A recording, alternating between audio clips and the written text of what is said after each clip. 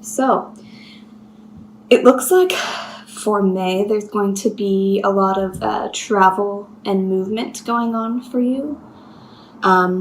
This could be in relation to career, but because of the presence of the Knight of Cups and the Ten of Cups, it's looking like it's in relation to your love life. So perhaps there is a water sign that you're really interested in. That's why we have the Knight of Cups here in the present. Or that could represent your emotional energies. The Knight of Cups is dreamy and romantic. And the foundational energy is the Ten of Cups, which is telling me that if you are having any challenges or any obstacles this month that you're really trying to work through, it's going to have a gentleness around it, a sense of ease around it. So you're still going to feel emotionally on top of your game, despite what changes are going on around you.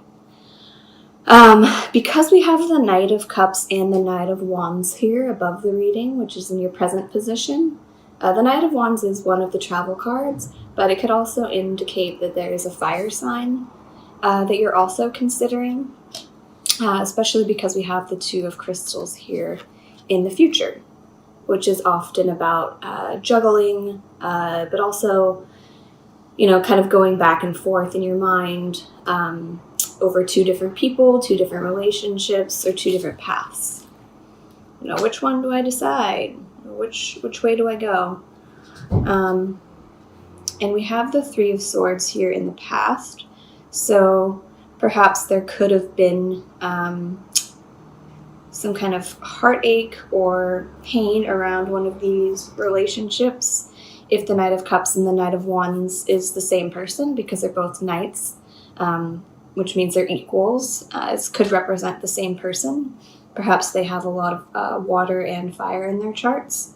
But that's in the past. So this month of May, the cards are really asking you to leave that in the past, whatever wounds or whatever miscommunication you had in your relationship. It's really asking you to leave that fully in the past and really embrace the Ten of Cups energy this month, which is really about joy, happiness, family, love. So really embrace that energy this month and really let the Three of Swords be in the past. So just going to pull some clarifiers. What does Virgo need to know about these two knights here? What does Virgo need to know about the two knights here? The Two of Cups. So if this is not the same person, and these are two different people, you are going to be making a decision this month about which person you want to be with.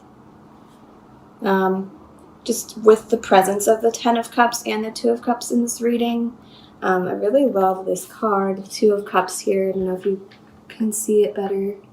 It's just really beautiful. This combination can also speak to kind of a spiritual union, or a spiritual connection, especially with the Knight of Wands. The Knight of Wands, the wands are all about spirituality and fire. So perhaps this person could be awakening something in you towards the middle of the month, or when you're kind of mulling over this decision. They could be awakening something inside you spiritually, or this could just be, a romantic offer from someone this month that you're really considering. Another interpretation of the Two of Crystals and the Two of Cups is also kind of indicative of a soulmate relationship in your midst, whether or not you're fully consciously aware of it or not. So just kind of be on the lookout for that. Just going to pull a clarifier for the Three of Swords in the past. Just Virgo need to know. about the Three of Swords in the past. The Moon. So yeah, I think that there was definitely probably some miscommunication or misunderstandings in your relationship in the past, which has caused for you to be or feel really uncertain about your relationship. But I think that this month of May is when that is really going to be healed and is really going to set you on a new path, one that is full of love, and you have clarity around, where this person stands, where you stand, and how you can move forward together.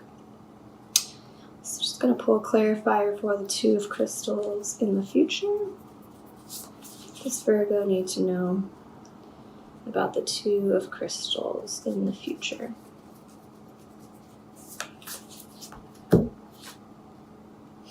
The Ten of Swords. So with the presence of the two tens here, I think that is indicative of a big change happening in your relationship this month. There is going to be a full, your relationship is going to come full circle.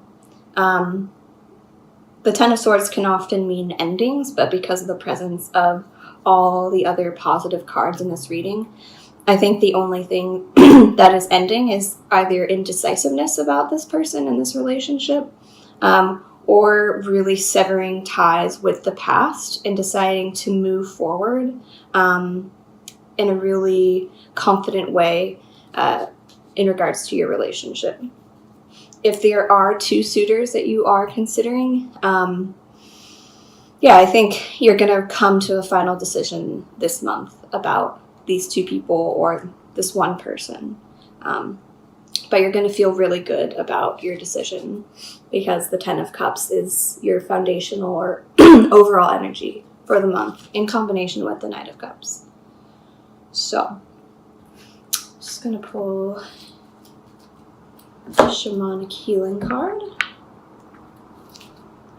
for the sign of Virgo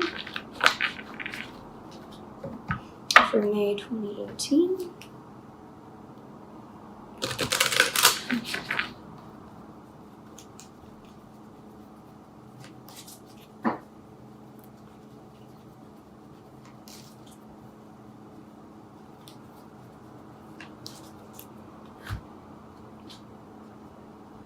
Anger.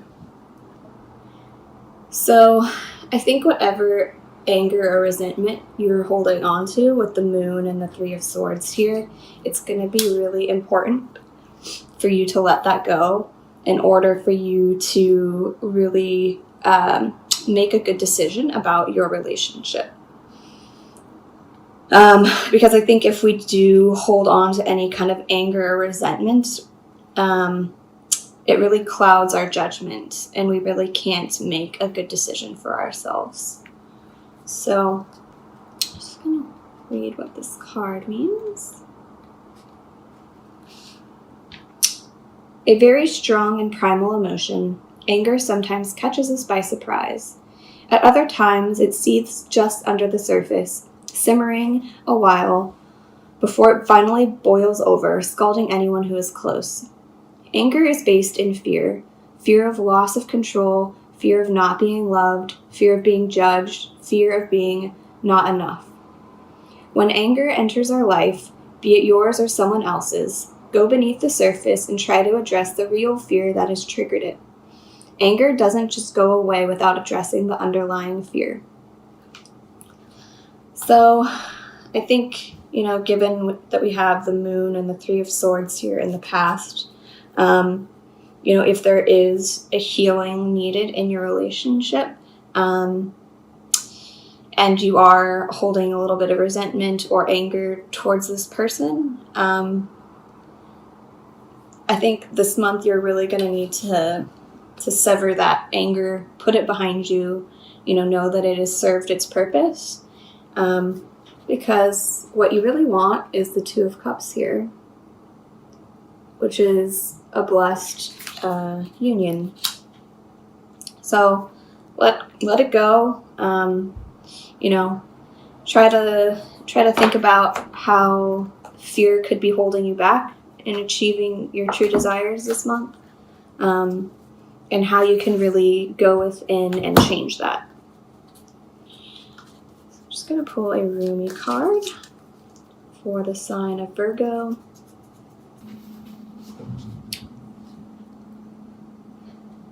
Love guides us through travails that seem improbable, if not impossible. But it does not shy away from any challenge, from any cause. It cannot. It is just not love's way. Love says to us there is always another way, and you are receiving this guidance now. Perhaps you are scratching your head quizzically or in deep despair because you appear to have met a dead end, a frowning no, or a dismissive laugh upon your quest to bring love alive. So then, do you choose to believe in love or in the death of sorts that your heart faces? So you are guided to accept the closed doors, cry whatever needs to be cried. This oracle comes to a message for you. You may feel as though you've been wandering in a desert for many years with no oasis in sight. You might feel that you've been through darkness, through trials, and endured confusion and uncertainty as you sought for your truth, sought for divine revelation, and sought your purpose to confirm your plans. So seek no more. The answers are now given, or very soon will be, and the life, the passion, the purpose will all come to you in clarity. Let life come to you. Be prepared to let the old version of your life pass away into the new life that is now being born. It means letting go of your striving, your opinions, your doubts, your despair, and your fears. Life wants to happen through you. You don't have to do much other than get out of your own way. Love is your nature. Let it flourish. This oracle also brings a particular message regarding divine timing, that oh so significant factor in our dreams coming to life. Your time is fast approaching. It may even be now. It may seem least likely to you. There may be great darkness or confusion, and yet the unveiling of the new dawn is closest to the deepest darkness of night. Do not turn your back or away from your progress. Your very next steps shall be upon hallowed ground, rendered golden by the rays of the rising sun.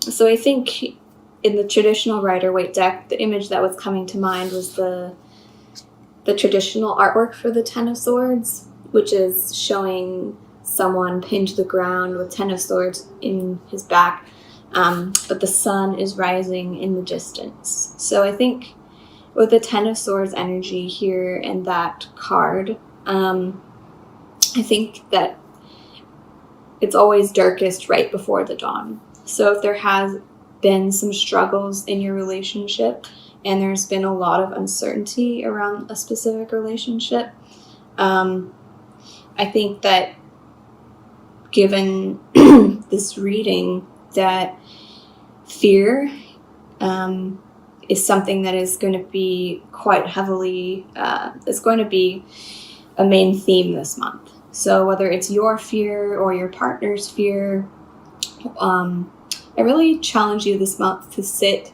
and journal and think about what fear means to you, and if there are any fears that you have regarding love, and if there's anything that you can do to overcome those fears or change your behaviors so that you can allow love to enter your life.